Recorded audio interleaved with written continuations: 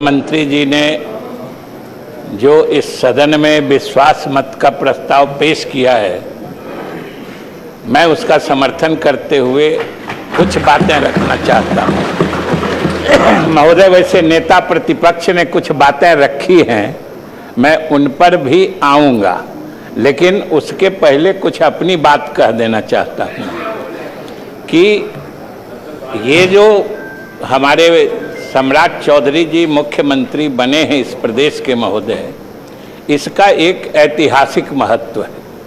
ये कोई आम घटना नहीं है कि बिहार की जनता का जितना अटूट, अविरल, लगातार, निरंतर समर्थन एनडीए को मिला है कि आज एनडीए की दूसरी पीढ़ी, महोदय, आज एनडीए की दूसरी पीढ़ी बिहार के सत्ता में आई है और इसको भी जनता का उसी प्रकार का समर्थन। महोदय, ये कोई मामूली घटना नहीं है। इसका कोई मिसाल नहीं मिलेगा कि एक गठबंधन को, महोदय, एक गठबंधन को लगातार इतना समर्थन एक प्रदेश की जनता देती रहे 20-25 साल लगातार कि पीढ़ियां बदल जाएं, लेकिन लोगों का विश्वास उस गठबंधन से हटे टूटे नहीं। ये महोदय ऐतिहासिक घटना है। आज दूसरी पीढ़ी एनडीए की आ गई। महोदय, नेता प्रतिपक्ष कह रहे थे कि 5 सरकार बन गई।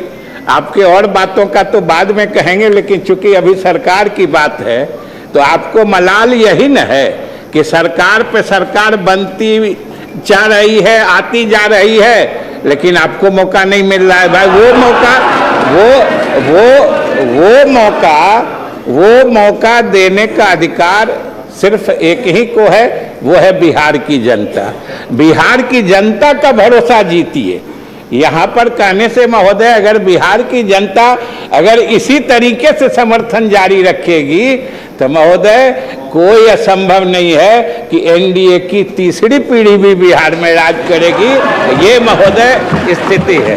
लेकिन महोदय, एक बात हम जरूर कहना चाहते हैं कि आज जहां हमारे लिए प्रसन्नता का विषय है, इस नई सरकार का गठन हुआ और श्री सम्राट चौधरी के नेतृत्व में नई सरकार बनी है, लेकिन महोदय आज इस सभा में हमें एक रिक्तता का भी बोध हो रहा है, एक खालीपन भी महसूस हो रहा है। महोदय, एक दीपक जिसकी रोशनी में हम लोग लगातार चीजों को देखने के आदी बन चुके थे, जिनकी रोशनी दिखाने पर हम लोग राजनीति करते थे और शासन में भी काम करते थे, वो दीपक आज हम लोगों से दूर खिसक गया है। महोदय, हम लोगों ने उनके साथ मिलके जो काम किया है और बिहार की जो तरक्की हुई है, वो महोदय सब लोग जानते हैं।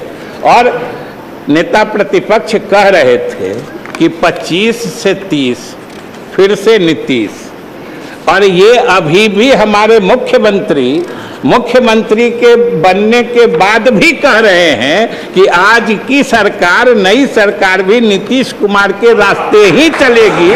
महोदय, तो फिर नीतीश कुमार में दिक्कत कहाँ है? 25 से 30 फिर से नीतीश, और नीतीश के ही काम, नीतीश का ही रास्ता चलेगा। ये तो हमारे मुख्यमंत्री जी ने अनेक अवसरों पर महोदय ये बता दिया है, इसलिए इसमें किसी को संशय होने की कोई आवश्यकता नहीं। हमें मलाल जरूर है कि हमें महोदय मलाल है कि वैसा दूरदृष्टि वाला नेता हम लोगों से दूर खिसक गया। आज इस सदन में, वो दूसरे सदन में चले गए हैं, इस सदन में तो सिर्फ उनकी यादें हैं, स्मृतियां हैं, भावनाएं हैं, संवेदनाएं हैं महोदय। लेकिन उनकी स्मृतियों को याद करते हुए भी हम अपने नए मुख्यमंत्री जी के साथ मिलकर उनके सपनों का ही बिहार बनाएंगे। हम बिहार की जनता को महोदय आश्वस्त करना चाहते हैं। और जहां तक इन्होंने कहा महोदय, जो भारतीय जनता पार्टी के बारे में शुरू से जानते थे, तो आप भारतीय जनता पार्टी इसमें लगी हुई है, ये उस दिन भी कह रहे थे जिस दिन महोदय हम लोग 43 हुए और ये 74 हुए, और ये इनकी उदारता थी महोदय। हमारे नेता ने भी, हम लोग साक्षी रहे महोदय, हमारे नेता ने भी कहा कि हमारी संख्या कम है इसलिए आप सरकार बना लीजिए, हम लोग आपके साथ रहेंगे, हम लोग भी मौजूद थे।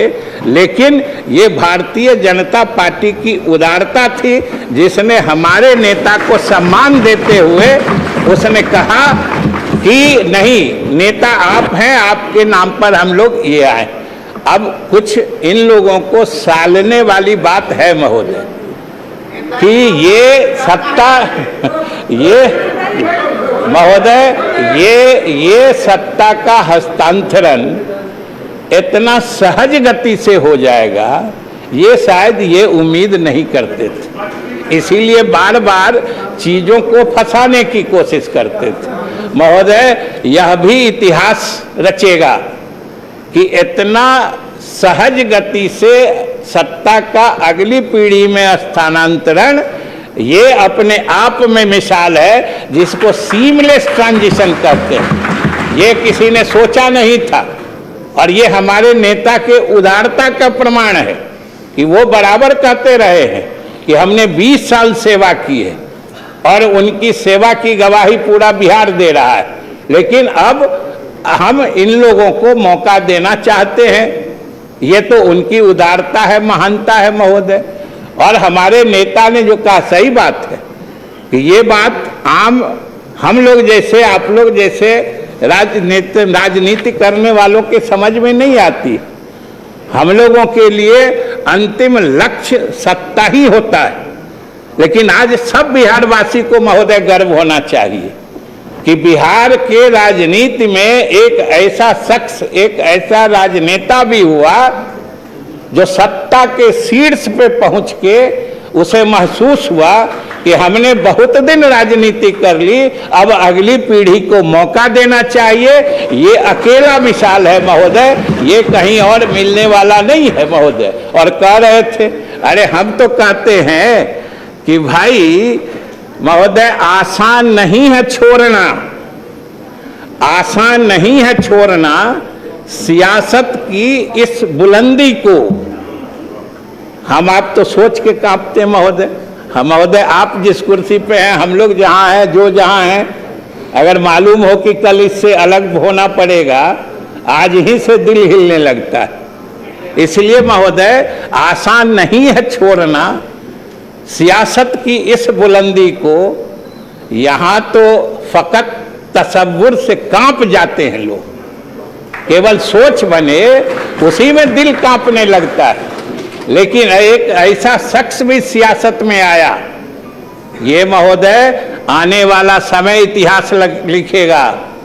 आने वाली राजनीतिक पीढ़ियां, नस्लें ये रश्क करेंगी, उन्हें ईर्ष्या होगी कि उनके समय में भी कोई नीतीश कुमार जैसा नेता होता जो अपने इसको वो करता महोदय। और हम लोगों ने तो महोदय कह के रखा है, हमारे मुख्यमंत्री जी ने, हम लोग तो उनके कामों को बढ़ाएंगे और हर हाल में बढ़ाएंगे जहां तक होगा। यही हमारा रास्ता है, उससे अलग हम कुछ नहीं करने वाले हैं, उनके नीतियों पे चलने वाले हैं।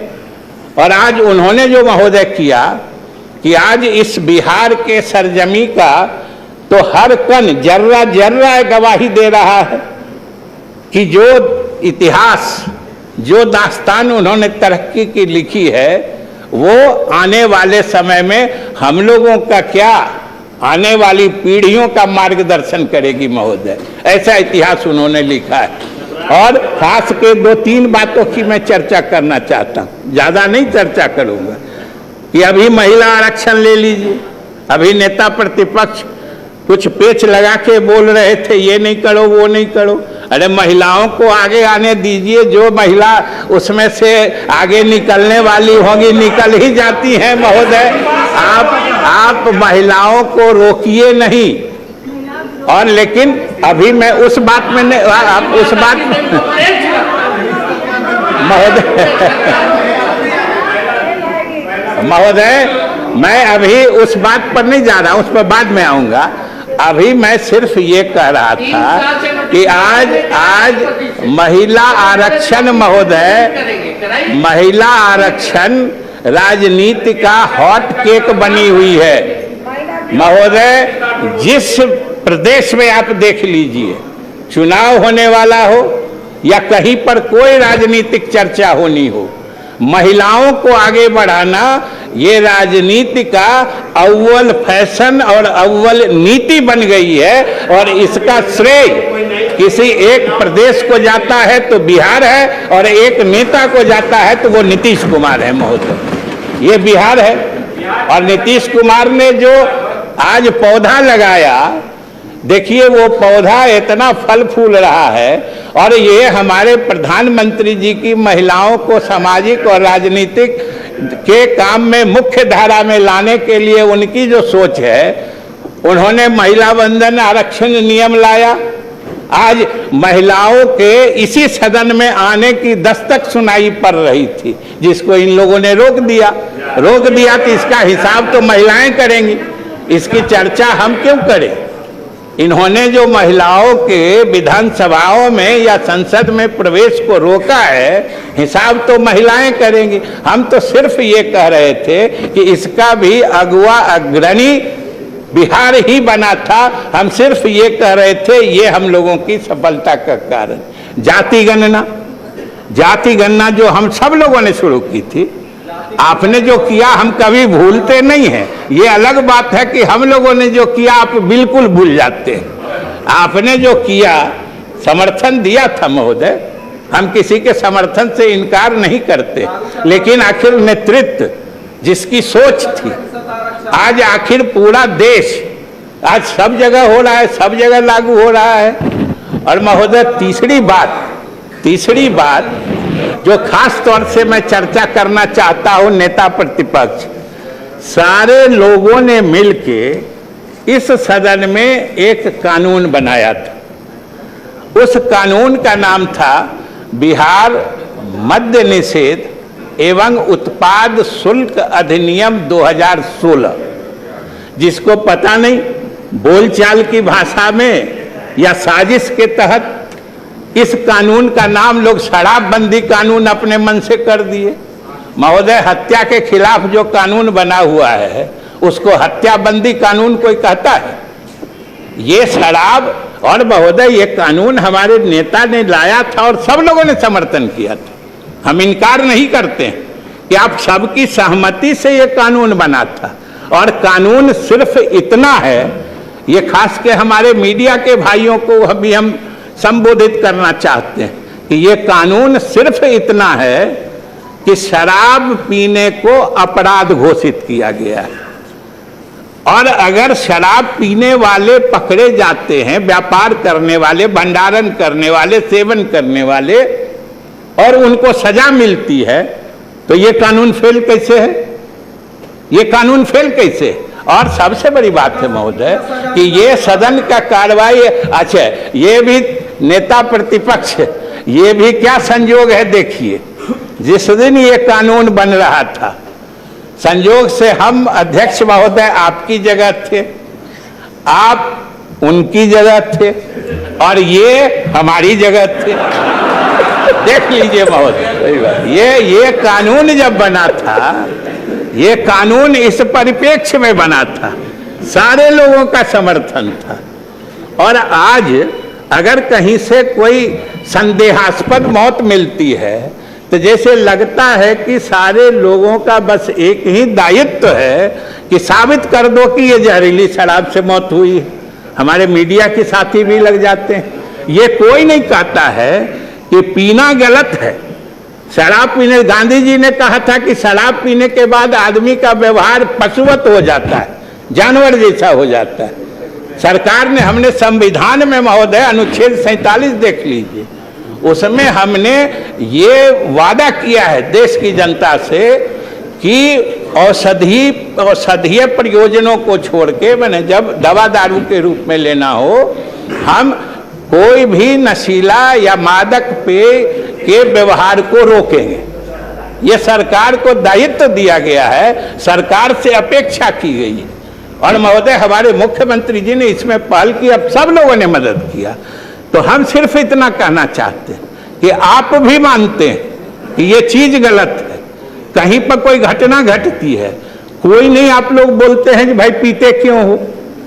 जिस चीज के करने से जान जा रही है और पीने से अगर किसी की जान गई है तो ये तो इस कानून का औचित्य बताता है महोदय। और मैं बधाई धन्यवाद देता हूं मुख्यमंत्री जी को कि इन्होंने साफ साफ कहा है कि ये कानून है और आगे भी चलेगा। ये महोदय हमारे मुख्यमंत्री जी ने घोषणा कर दी। और अंत में महोदय सिर्फ 2 बात कहते हुए मैं बैठ जाऊंगा कि मैं धन्यवाद देना चाहता हूं अपने सभी सहयोगी दल, जो सभी हमारे सहयोगी दल हैं जिन्होंने हमारे नेता को पहले बनाने से लेके अभी तक लगातार समर्थन दिया है। अटल बिहारी व खास तौर से भारतीय जनता पार्टी को, जो अटल बिहारी वाजपेयी जी के समय से लेकर आदरणीय प्रधानमंत्री नरेंद्र मोदी जी, अमित शाह जी, सब ने हमारे नेता को लगातार समर्थन और दृढ़ता से दिया है महोदय। इसलिए हम पार्टी के तरफ से भी इनके प्रति आभार प्रकट करते हैं और सभी सहयोगी दलों को धन्यवाद देते हैं। और बिहार की जनता को महोदय आश्वस्त करना चाहते हैं कि हमें अपने जिम्मेदारियों का एहसास है।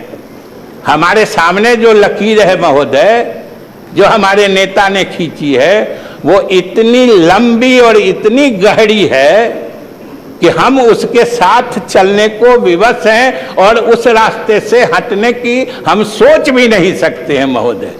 हम उसी रास्ते चलेंगे और हमारे नेता ने जो बिहार के लोगों से वादा किया है, जो कह रहे थे नेता प्रतिपक्ष विकसित बिहार बनाने का, मैं इन्हें धन्यवाद भी देता हूं जो इन्होंने सरकार का इन प्रयासों में समर्थन देने का वादा किया है। हम इसके लिए इनको धन्यवाद भी देते हैं कि सरकार श्री सम्राट चौधरी जी मुख्यमंत्री के नेतृत्व में भी जो नीतीश कुमार के सपनों का बिहार है, जो उन्होंने बिहार को विकसित श्रेणी के राज्यों के बीच खड़ा करने का फैसला किया था, जो कह रहे थे नेता प्रतिपक्ष, जो ऊपर के 5 राज्यों में हम बिहार को ले जाना चाहते हैं, ये जो उनका सपना था, नई सरकार भी उस सपने को साकार करने के लिए हम पूरा यत्न लगाएंगे और हमारी भरसक कोशिश होगी कि बिहार पुराने ऊंचाइयों तक जाए, विकसित प्रदेश के श्रेणियों में ये बिहार पहुंच जाए। इसलिए बिहार की जनता स्वस्थ रहे। हम नीतीश कुमार के रास्ते से विचलित होने वाले नहीं हैं। वैसे हमारे विपक्ष के लोग चाहते हैं कुछ बीच में बातों को उलझाने का, लेकिन महोदय कितना दिन प्रयास करेंगे। अब तो एनडीए के सभी घटक दल इतने पक्के रूप से जुड़ चुके हैं कि इनको तो एहसास चुनाव में हो गया होगा कि लगातार होते होते जितने बढ़ जाता है। और महोदय ये हमारे नेता की ही खासियत रही कि जितनी लोकप्रियता से वो मुख्यमंत्री बने, यानी सत्ता में आए, यह भी महोदय बेमिसाल है कि कोई राजनेता जिस लोकप्रियता या मकबूलियत के साथ वो सत्ता में आए, जब वो 20 वर्षों के लगातार शासन करने के बाद जब सत्ता से अलग होने का फैसला ले, तब वो पहले से ज्यादा लोकप्रिय हो जाए, ये महोदय हिंदुस्तान की राजनीति में ये समझिए बिल्कुल असंभव। पूरे देश का इतिहास देख लीजिए महोदय, पूरे महोदय अरे छोड़ दीजिए ना, अरे उन लोग को बोलने दीजिए, छोड़ दीजिए ना, बोले आप लोग को बोलते शांत हो जाएंगे मान्यता का महोदय। ये इसका तो एहसास महोदय उसी दिन हो गया जिस दिन नेता ने घोषणा की कि वो राज्यसभा जाएंगे नामांकन करने। आप ही के इस परिसर में पहुंचे थे और उसकी अहमियत उस दिन लोगों को पता चला कि महोदय समर्थक विरोधी का भेद खत्म हो गया। समर्थक विरोधी का भेद खत्म हो गया। सब लोगों के मुंह से एक ही बात आ रही थी कि ये क्या हो गया, पूरा बिहार एक साथ मायूस हो गया। यही महोदय नेता की असली पहचान होती है और यही नेता की विरासत होती है। तो हम बिहार की जनता से वादा करते हैं कि श्री सम्राट चौधरी जी के नेतृत्व में उसी नेता की विरासत, उसी ईमानदारी और सच्चाई से बिहार को आगे ले चलेंगे। महोदय, इन्हीं शब्दों के साथ हम माननीय मुख्यमंत्री जी ने जो प्रस्ताव रखा है, मैं इसका समर्थन करता हूँ। माननीय सदस्य श्री मनोहर प्रसाद सिंह पर रखें। समय 2 मिनट।